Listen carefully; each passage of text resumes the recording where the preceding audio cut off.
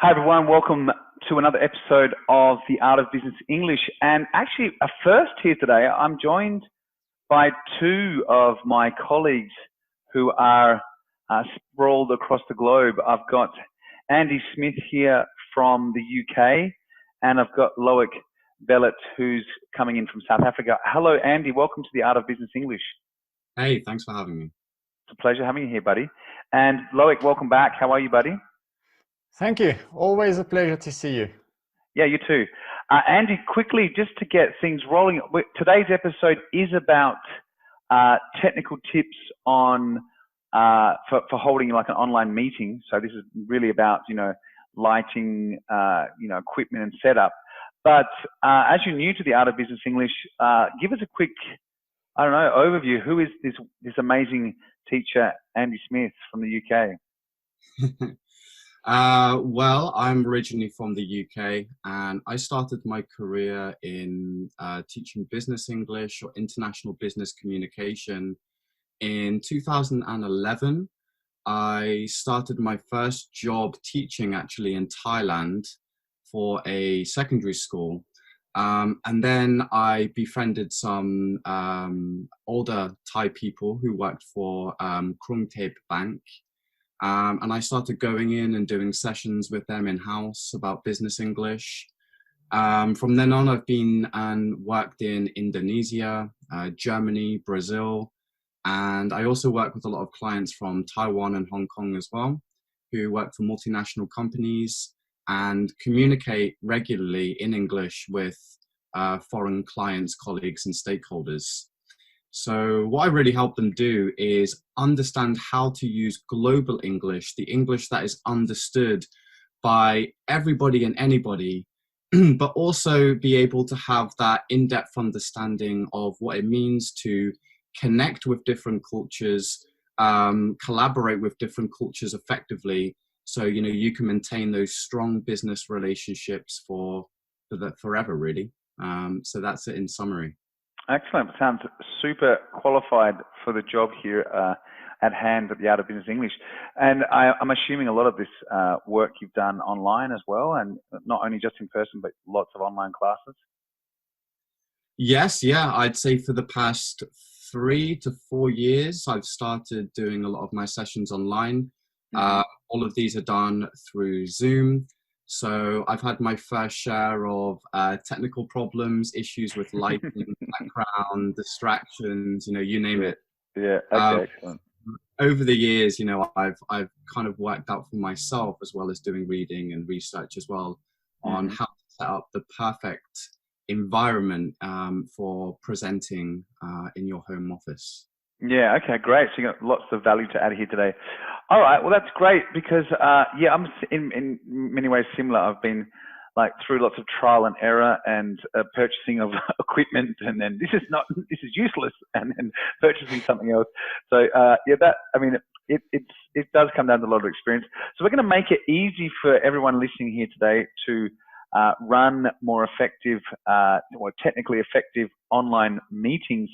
So, Loic, I've had you on here before, but did you want to quickly just give people a bit of insight into your background before we go any further? Yeah, sure. So I've been in international business basically predominantly most of my life. I've done operational work with quality control, manufacturing, import and export. More recently, I was marketing. So I've been marketing handbags, actually, internationally as well as here in South Africa. And about 3 years ago, I decided to go share some of my knowledge to non-native speakers. So, a lot of that comes naturally to us, the language and the lingo that goes along with international business. And I discovered that internationally people are thirsty for that kind of information. So today I'm coaching clients all over the world, predominantly Russia and Italy, but as far as China and Brazil as well.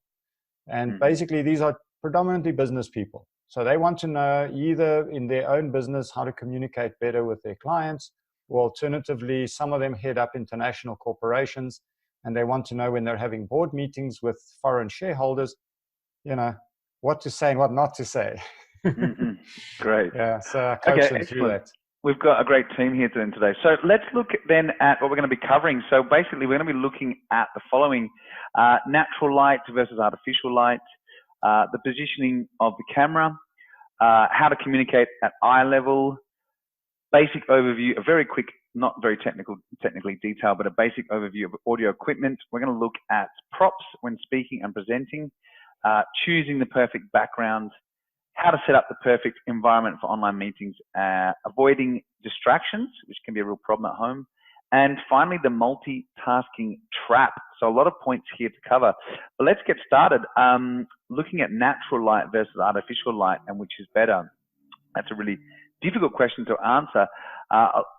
In my situation, I mean, for example, today we've got a lot of, on my camera, a lot of natural light coming in from behind me.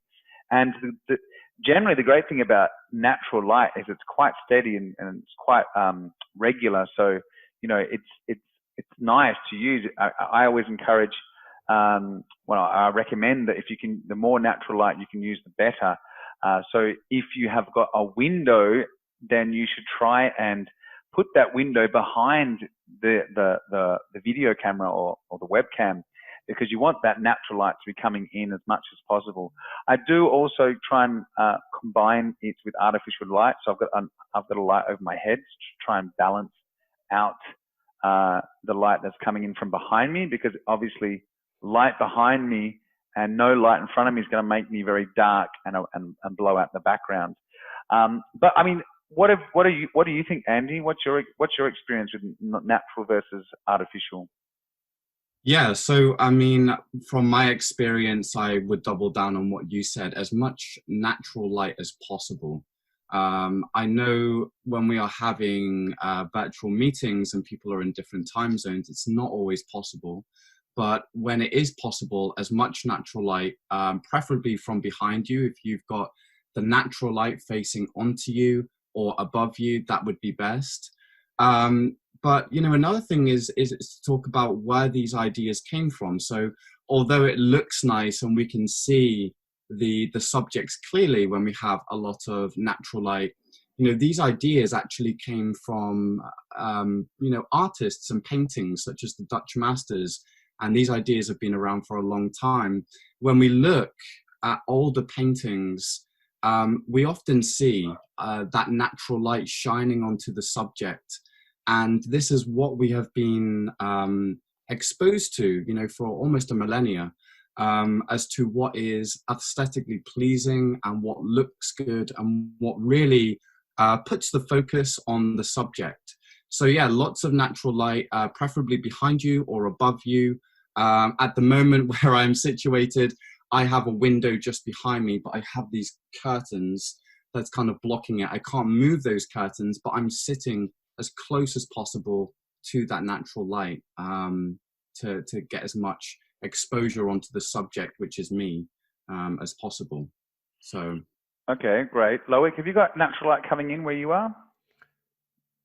No. In fact, the apartment that I occupy doesn't have a lot of natural light. So I actually went through a progression over the last few years. I went through a progression and I realized very early on from the onset that I went like this: from an iMac with a big screen, standing behind the camera, trying to shine as much light onto myself as possible.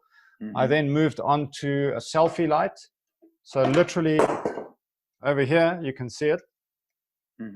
And believe it or not, as playful as it might sound, and yes, the phone does quite often come in handy because you might have a connection problem. But basically, you'll get that.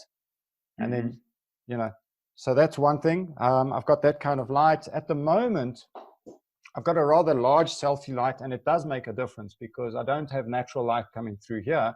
There's a little bit on this side, and so I've had to put a selfie light on this side. Now, this is what happens if I turn it off. See how that changes the shadows quite a bit. Yeah. And that's essentially one of these babies over here. Yes. So very cool. Very and these cool. give some good lighting, you know, and I would use it on the left and right. But it makes a big difference. Yeah, you can see how it changes. And I mean, what's important to note as well is that web cameras need a lot of light to work effectively. You're going to get this very dark, strange pixelation if you don't have a lot of light coming in. So anytime you're recording or using or doing a meeting with a webcam, the more light, the better as well.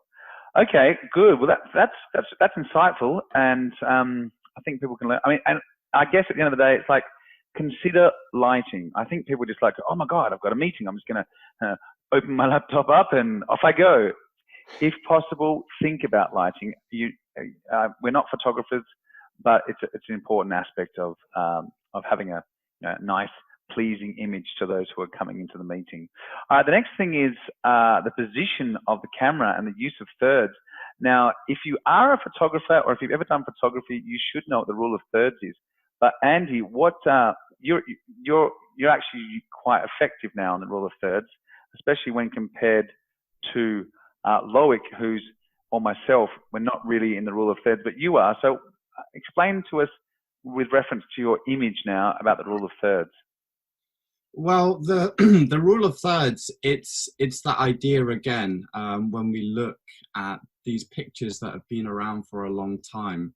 Very, very rarely will you often see the subject directly in the center. You often see them in the corner of the portrait or the image.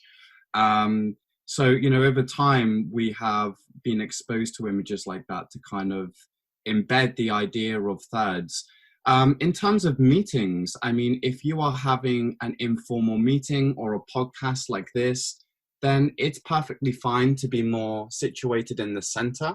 Mm-hmm. However, when you are presenting or persuading or negotiating, it's a good idea to kind of put yourself to the left or to the right of the screen, because what this does is it allows us to see what else is behind us in the room, which gives us context and body.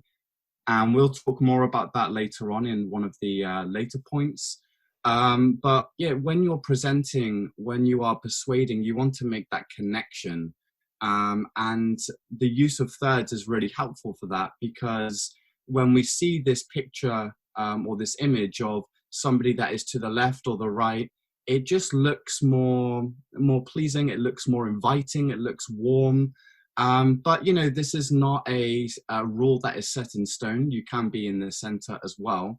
But when presenting or persuading, it is a good idea to put yourself to the left or to the right, just to kind of spark those areas of those images that we've been so used to. But it does also come down to personal preference as well, and what the subject is most comfortable with. And it gives like depth of field, which is another term from photography, like giving this depth of field. You can get the background a bit blurred. It looks really attractive and elegant. I mean, it's much easier if you're using a digital SLR to get this effect. It's not as easy on a web camera. But yeah, the rule of thirds, and you can see if you're looking at the video of this video, if you're actually watching this on YouTube, you can see that the rule of third basically means that there's 1/3 here, 1/3 here, 1/3 here, and 1/3 here. So, I'm going to change my camera for a second. I mean, you can see I'm on a webcam now attached to my laptop.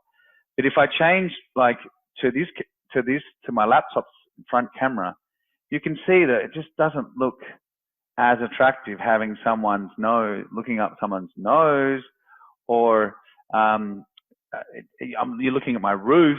You can see the air conditioning thing behind me. I mean, these, especially with reference to what Andy said about being persuasive and presenting, like if you are trying to convince someone of your wonderful products and services, it's going to look much better, especially if you've got something in the background that you're using to have your camera with this perspective.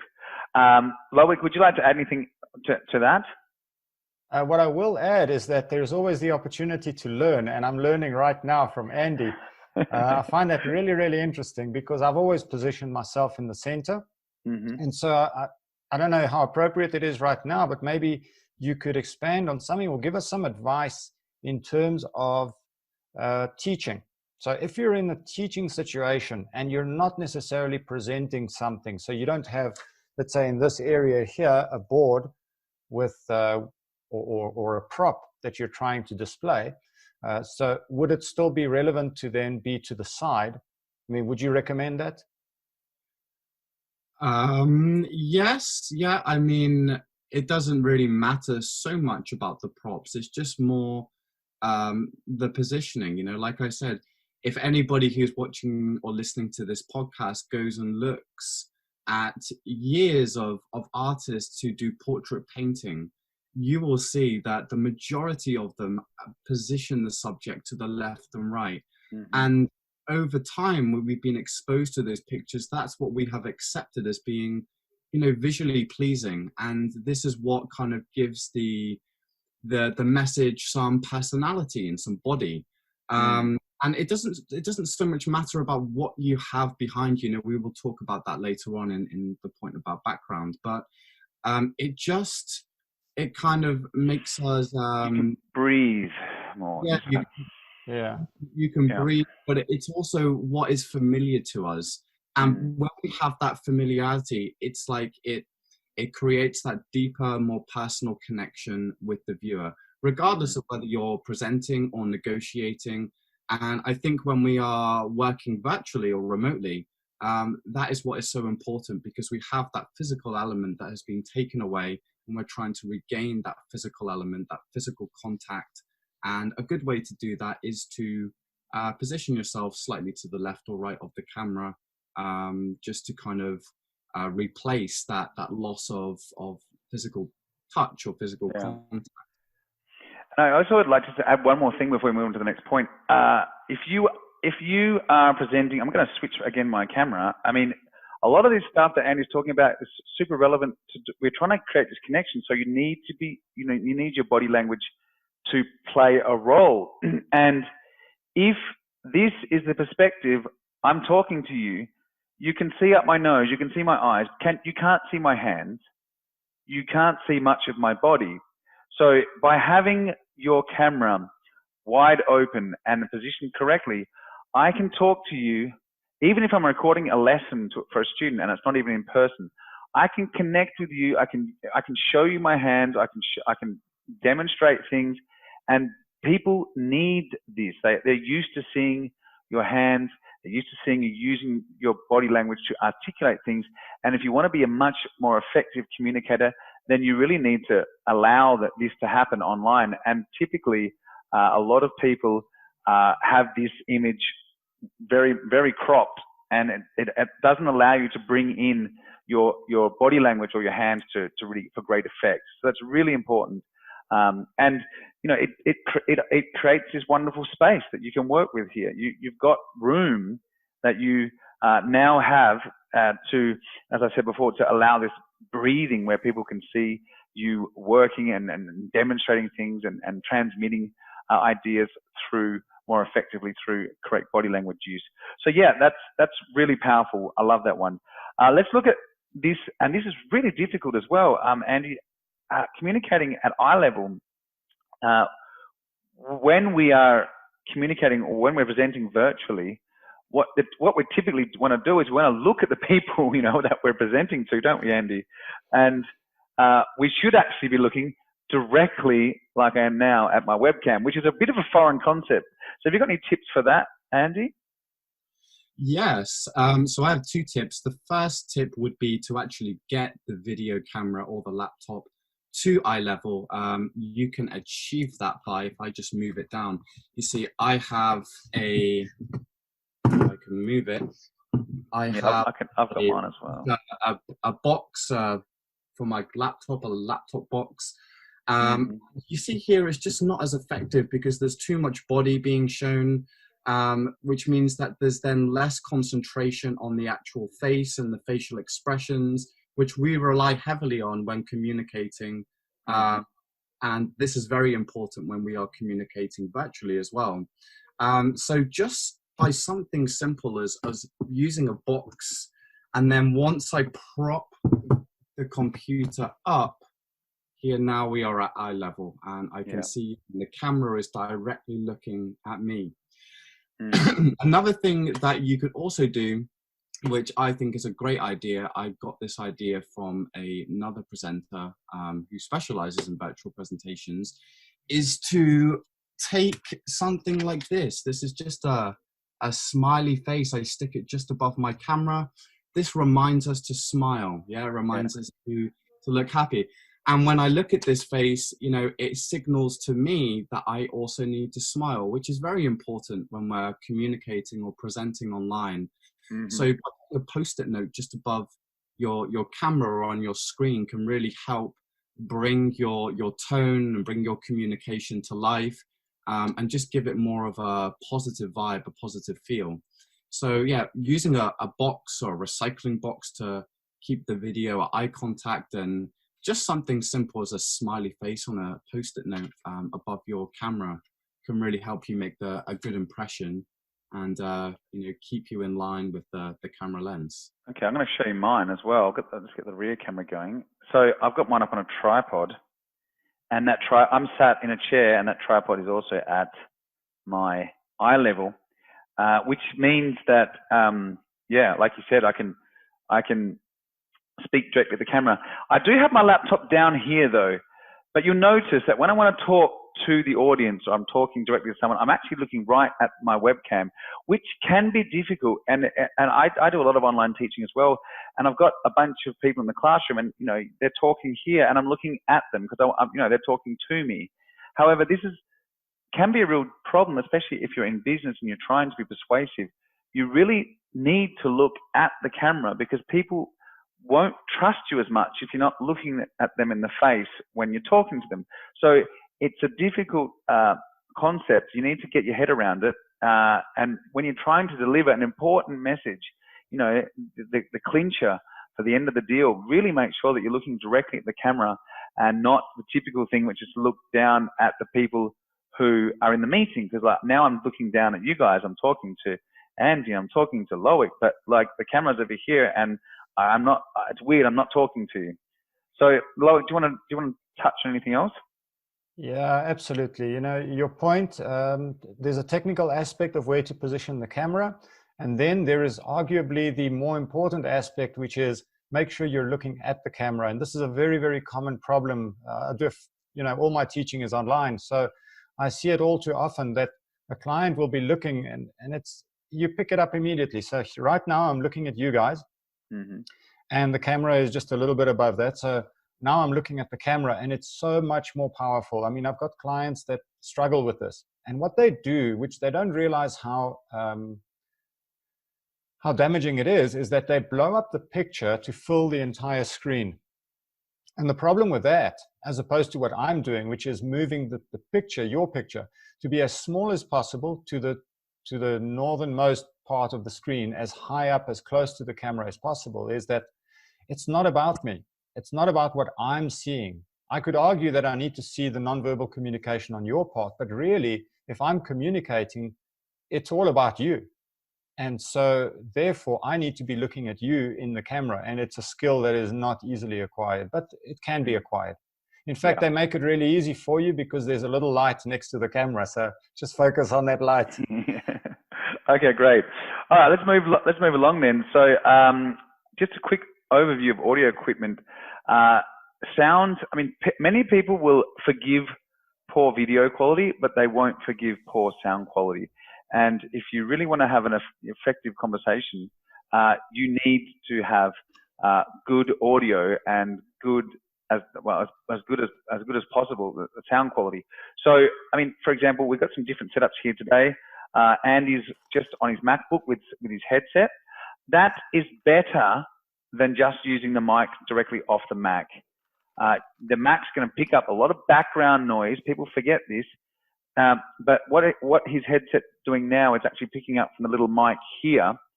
And that's going to be much more clearer and, you know, much smoother, clearer on the ear, because it will be not picking up all of the noises from the kids running around and banging and whatever.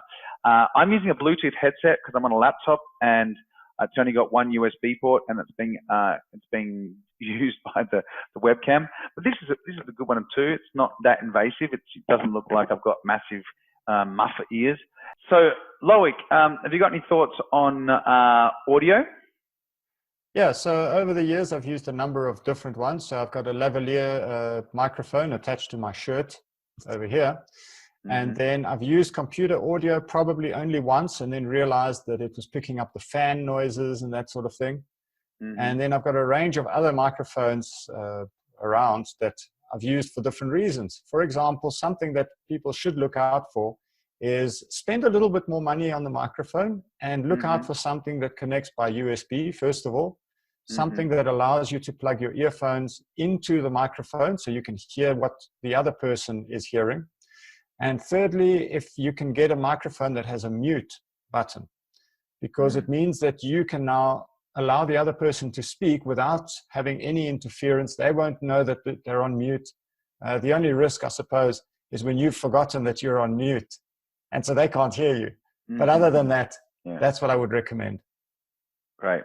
Yeah, I can see. I mean, Andy's well versed in online meetings. He's muted his Zoom every time it's not his turn to talk. So that's another important thing to do. I did mention that in a previous episode during the quarantine, how to to be more effective in online meetings.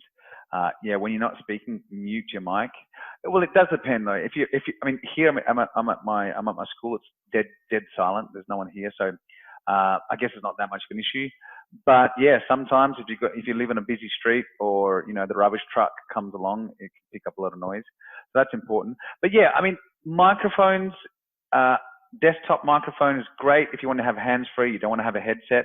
But even just a little headset with a little little arm coming down here is enough for online meetings. And invest a bit more money in getting something decent, because audio is more important, in my opinion, than video. That the sound has got to come through well. Let's look at props when speaking and presenting. Andy, what are your thoughts on props?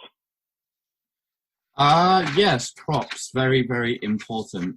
So again, props like backgrounds, they give body to the portrait. So, things like a coffee mug, and you could even sly in some, marketing or if you have a cup with a logo on. But what props actually do is they tell the viewer that you are a real human being. You're drinking a cup of tea just like they do in the daytime. You have, books behind you. And again, like, props can just be used to give some personality to the image, and just to make it more personalized, and to let the viewer know that you are a normal human being who just wants to speak, connect, and communicate with them. My advice with props would be to not use anything extravagant. Use simple items. Going back to art and paintings again, when we look at old paintings or portraits, very often we will see things like mugs and jugs and cups in the background, because if we just had the subject, it would be a very bland and very kind of mundane image. So what props really do is just help bring that image to life, and just help make it more personalized, and it adds body and warmth to the image, or to the video. Great. Yeah. Good advice. Loic, what about you, buddy? You've got a nice background prop there. You've got your I do. Library. So today I have a nice background, and when I have Instagram sessions and Instagram Live, that sort of thing, I use that background because it's more conversational, more contextual. It just adds, as Andy said, a bit of life. What's interesting, though, is in complete contrast to this, when I'm delivering lessons one-on-one, and I do 80% of that, I actually have set up a small photography setup with black background. And black is interesting because it adds infinity, and it literally looks like there is absolutely nothing behind you, which is the exact opposite of what we have here today. So, and the reason for that is so that I can actually have the focus completely on me. But it's a different situation, it's a different circumstance. So this is more conversational, more lively, more real, real person, as you say. Whereas for complete focus, so that it's all on me and on the client, then I use a black background. So It Okay, that's depends. good. Interesting contrast. All right, great. Let's look then at choosing the perfect background, which is related to props and presenting. Andy, for you, what would be your perfect background? Well, I really like Loic's background, and I'm going to explain why I'm such a big fan of Loic's background. When we see a lot of people or presenters on YouTube, a common background is to have books, and I actually have some back there. I'm in the spare room at the moment. But what books do is, again, they have that, they bring that connection. So I can see Loic has some, is it Lonely Planet books, Loic, on India? And, Yeah. Yeah. this is nice because it tells us a little bit about the subject, what they are interested in. You can also see some plant life in the background in Loic. You can see the apple sign, and this kind of gives us some information as to what the subject's about, what they're interested in, and again, it just really brings life. Another good idea, like I've done here in the background, is to add a little bit of artificial light, because when we see this, it's like, there's some warm light and in the background, and it just adds, again, body to the image. You don't want to have big, loud posters or, paintings of the Soviet Union or anything like that, like in the background. You want something that is consistent. You want something that is clean. And another point as well that people often don't talk about is the color of their clothes. I can see with Loic, he's got some black earphones in, but he's also wearing a black shirt, and he is against a white background. So this is really nice because it helps bring the subject out. And the earphones are not in contrast with the color or the shade of Loic's t-shirt.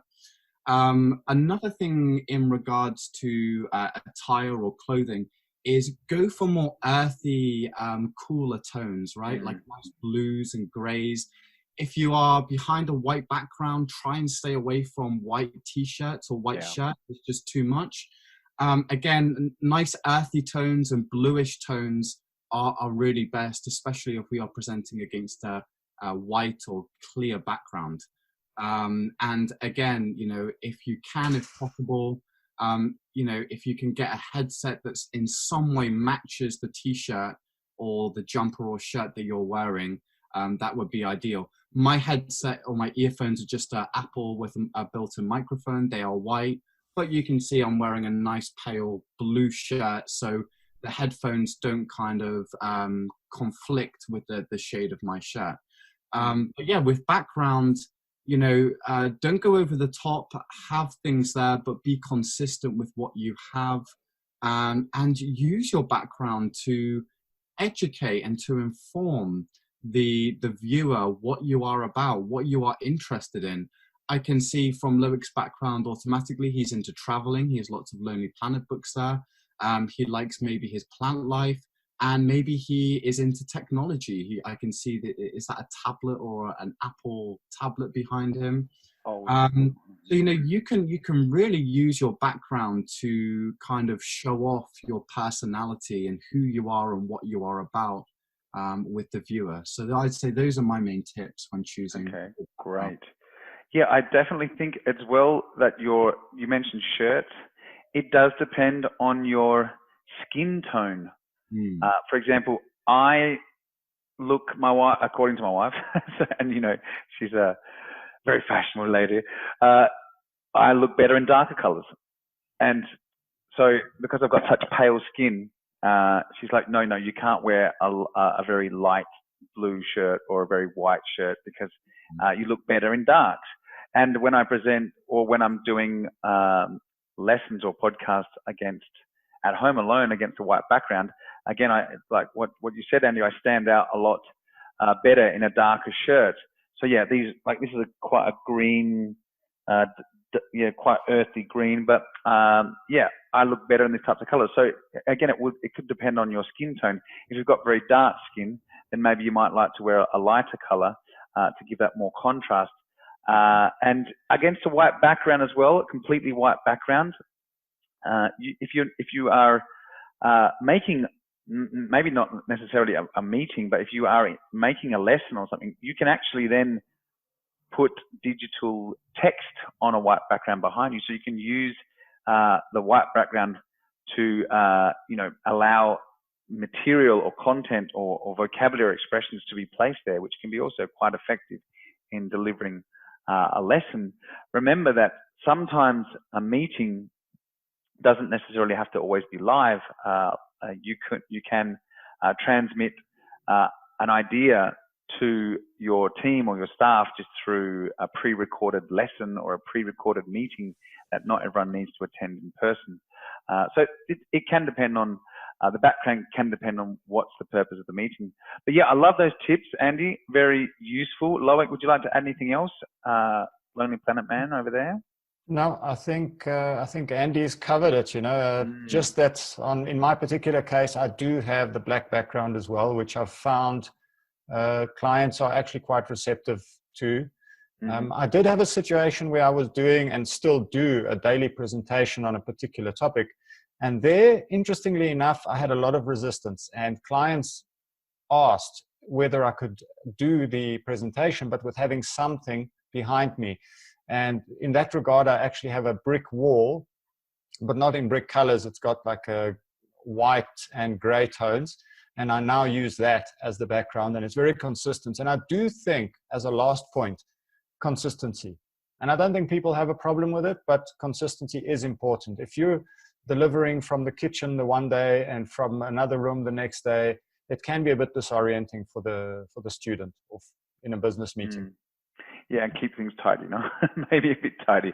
Some people have just go like they're in their office and there's like lots of stuff piled up in boxes and I mean, you like Andy said, you are going to get an idea about the type of person. The person. Yeah, the person. So, yeah, Sandy. Yeah, on a last note, I think something as well that's very important to touch up on is virtual backgrounds.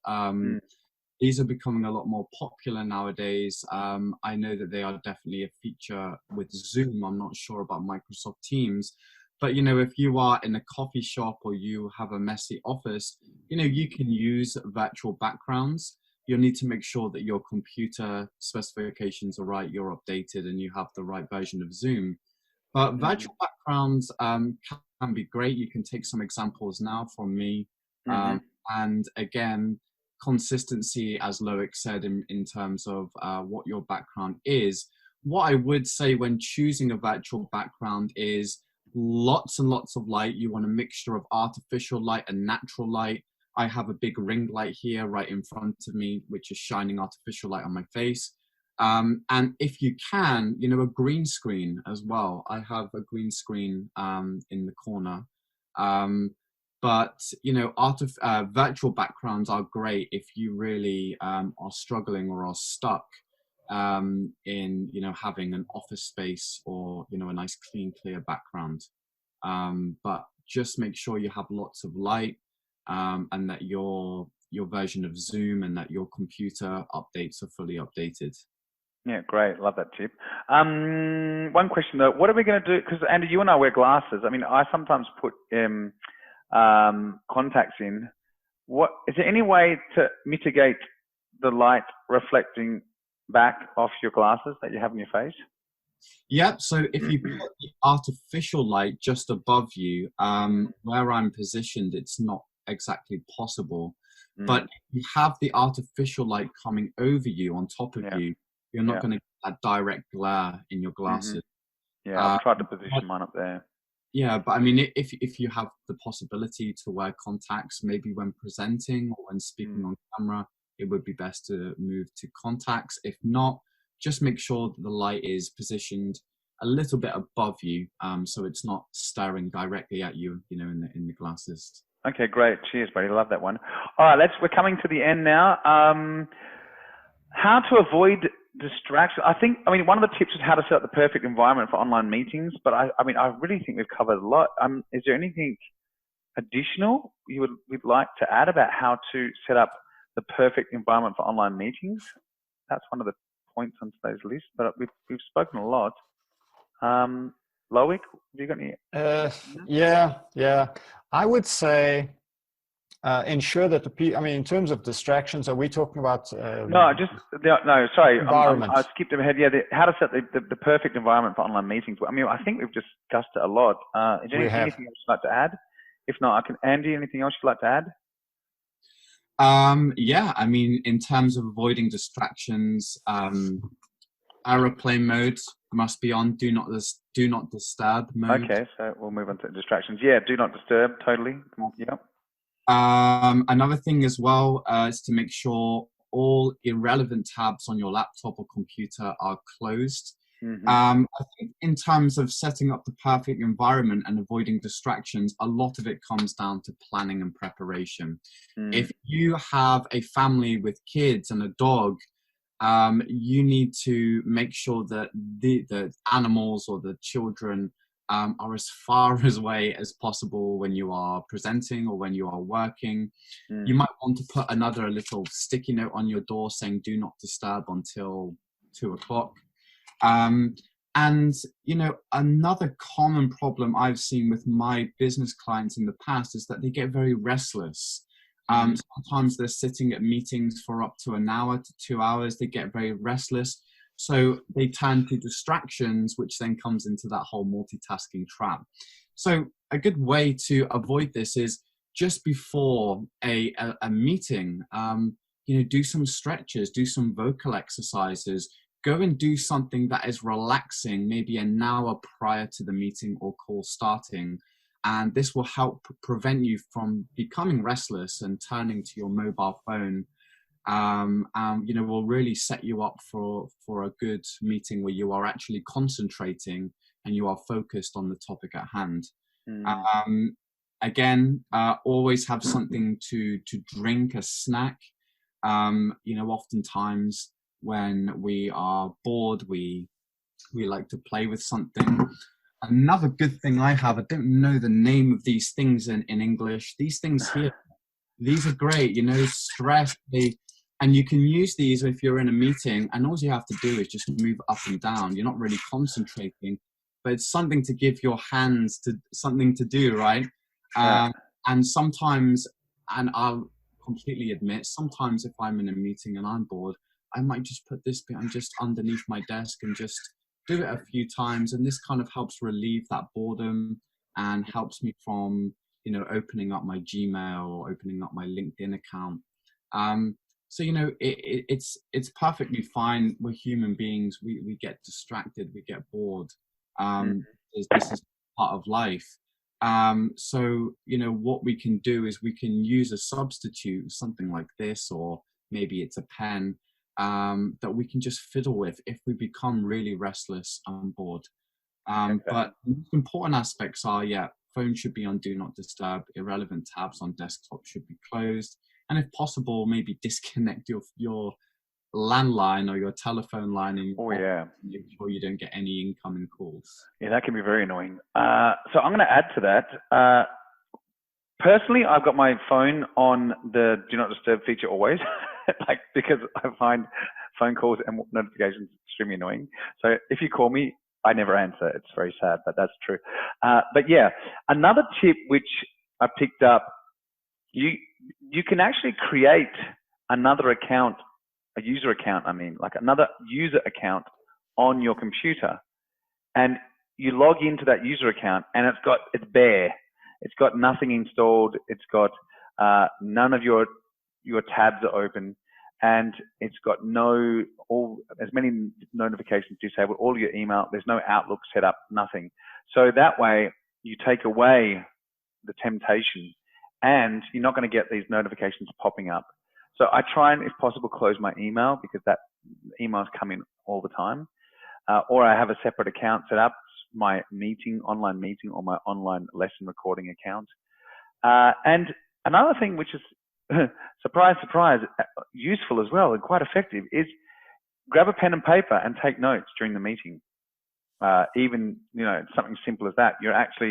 It's useful because you don't miss the points.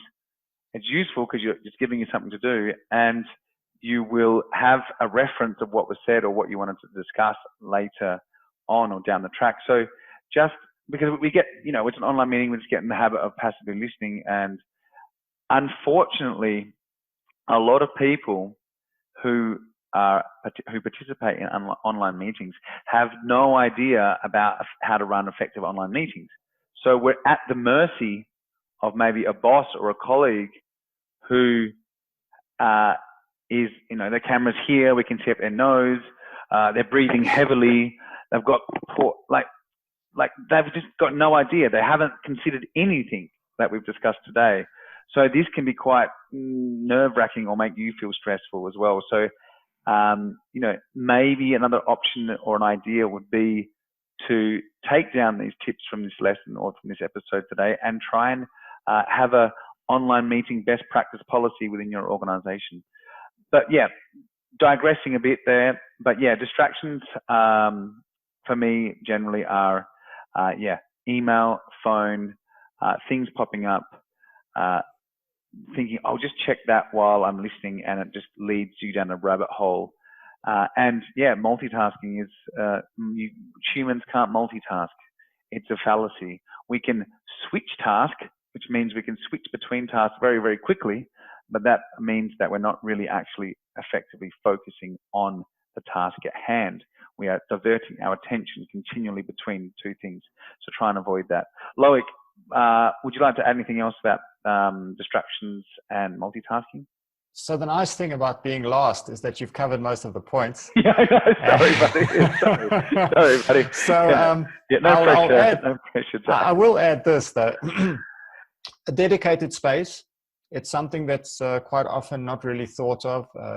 If you have a dedicated space, and that can be a dedicated space on your desk, a place where you simply move to that area where if there is room to take notes, there is sort of a better background than there is in another area. And also an understanding, if you're at home, that from the people around you, that is your space where you do your teaching. So it's not going to be occupied when you're sitting there. You don't have to clear it. It's already set up for you. Some of the other things related to the phone, for example, I really like your idea about having a second user account. I think that's a great idea. Did you know, and I think a lot of people have, a WhatsApp browser. So it's on their computer. And so as the messages come through on their phone, it also comes through on the computer. You can actually mute it. So if for whatever reason you must have it switched on, and in some cases I do have clients where I exchange pictures during the lesson on WhatsApp because it happens to be on my phone. But you can mute the WhatsApp notifications on your computer because that can be very distracting. Emails I don't have switched on because that's also very distracting. And then just one last point is if you do have a microphone with a mute button, it's very handy because while you're taking notes, tapping away on your keyboard, it's not distracting to the listener. And those keystrokes will be loud enough for the person you're talking to listen. And so they'll hear it and they'll think you're not concentrating on the conversation, which may well be true. But if your microphone has a mute button, then that allows you to take your notes effectively. Yeah. And great. Yeah. Oh, I think that's perfect. I think they've covered everything very well and very effectively. Now, Andy, I do believe you've got quite an interesting webinar coming up shortly. Did you want to explain or let the Art of Business English listeners know about this webinar that you've planned? Yeah, so the webinar is on the 5th of July at 2 p.m. BST, British Summertime. And the title of the webinar is Real Ways to Connect and Communicate with Your Global Teams. So the proposed audience for this webinar, the people that might find it useful or interesting, are individuals, business professionals or managers who use English in an international setting, who also have to communicate, connect and collaborate with different nationalities and different cultures. And this is going to be a two-part webinar. In the first part on July the 5th, which is a Sunday, we're going to look at global English, the concept of global English, and some tips of things that you can do to really communicate to a global audience. Not everybody has the same level of English. Not everybody has the same level of pronunciation or the same range of vocabulary.